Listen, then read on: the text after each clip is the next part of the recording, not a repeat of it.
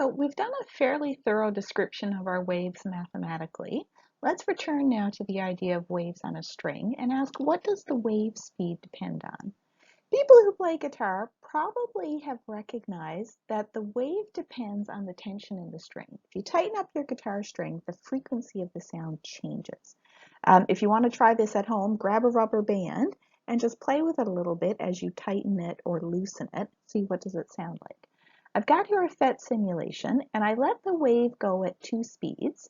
If you wish, you can time how long it takes. You're going to have to be quick though. Okay, I'm going to play the simulation.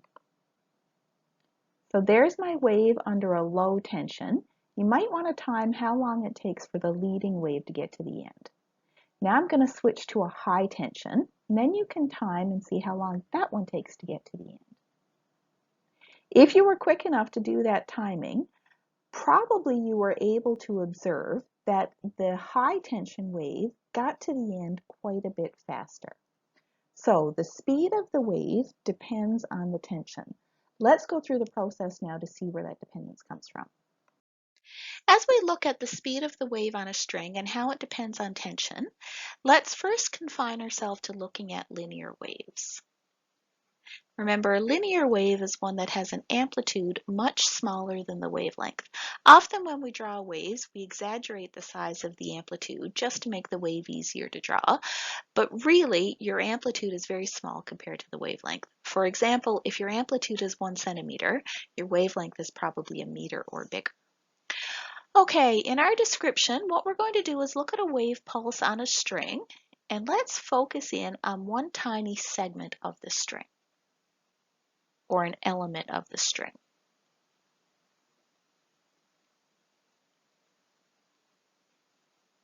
And what we'll do is let's zoom right in on that bit of string. So here's our zoomed in picture. What can we say about our string? Well, it has a length L. And if we zoom in close enough, then that little bit of string is approximately circular.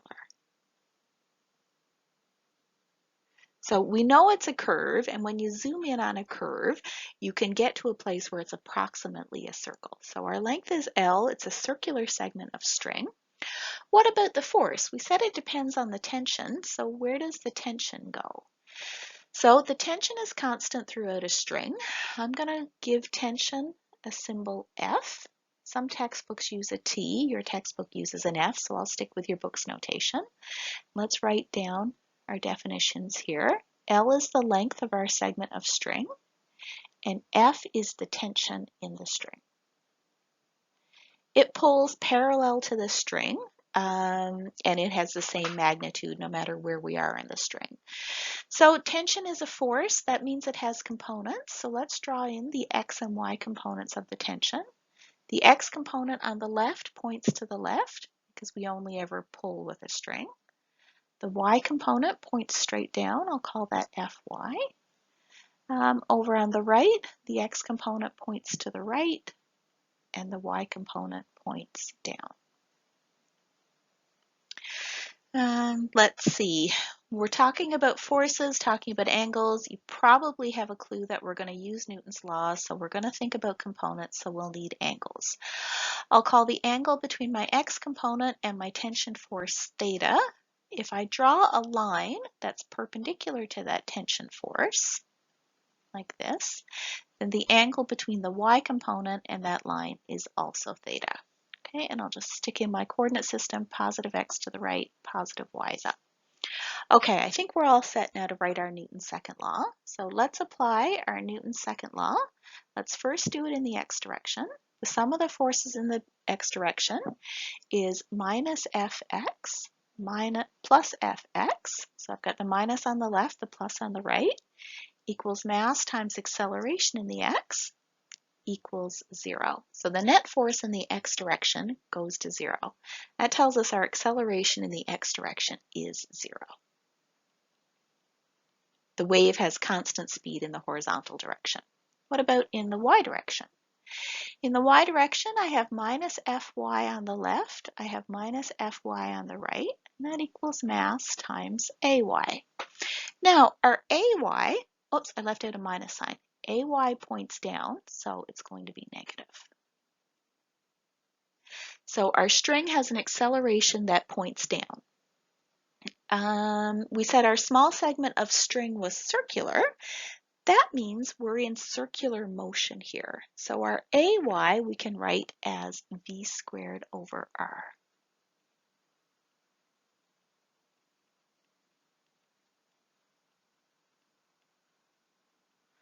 Okay, we're kind of getting somewhere here now. Minus Fy is minus 2Fy.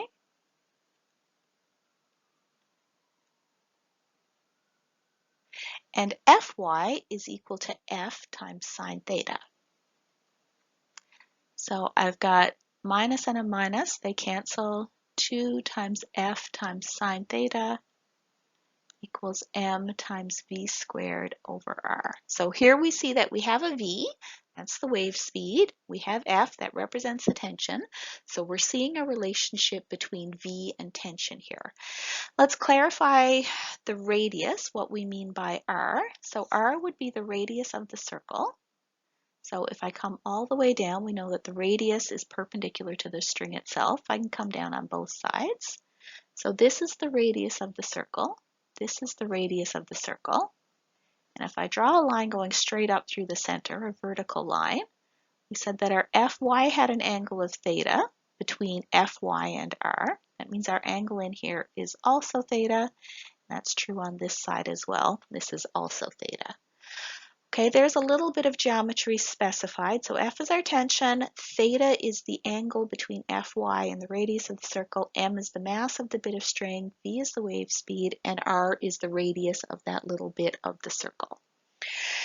So, can I do anything to simplify this at all here? So, the first thing I said when we started this section was that we were considering linear waves only. If we're considering linear waves, then our amplitude is a lot less than our wavelength. It's a tiny little shallow curve. What that means is that angle theta is small. If theta is small, then sine theta is about equal to theta as long as you're in radians. Okay, that's a math thing, that's true. And then the last thing we can look at is that L is the arc length of our string. It's how long we are along that bit of circle. You might remember from a high school geometry class that an arc length is the radius times the angle it subtends, and the angle it subtends is 2 times theta, because we had a theta on the left and a theta on the right. So sine theta is approximately equal to theta, and theta is equal to L over 2r. So let's put all of this together in our equation. I've got 2 times my tension times my theta equals m times v squared over r, but my theta is L over 2r. So I've got a 2 on top, a 2 on the bottom, they cancel. I've got an r in the denominator of both sides, so they cancel. My screen's a bit full, so I better go to the next slide.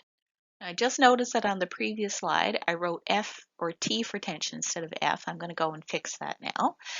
So this tells me that F times L equals M times V squared. V squared equals F times L over M. So then if I solve for V, V is equal to F, and then I'm just going to do a little bit of algebra, F divided by M over L. So there's the expression for the speed of a wave on a string that carries tension F.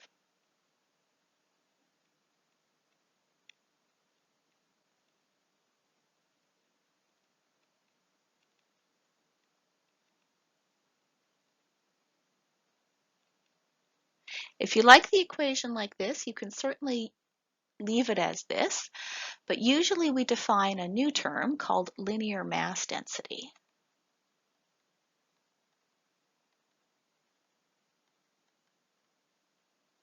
That has a symbol of mu, and it's equal to m divided by L. So V equals root tension divided by the mass density mu. Then one last tip I'll put in here is that we often use this equation with V equals F lambda. That's how we tie the frequency in. Okay, so I'm going to give you a theory type question to think about before our next lecture. What if we have a thick, heavy rope, a rope that's say this big, so the mass counts, and we make a wave on the end of that rope and it travels upwards towards the top of the rope? What happens to the wave speed?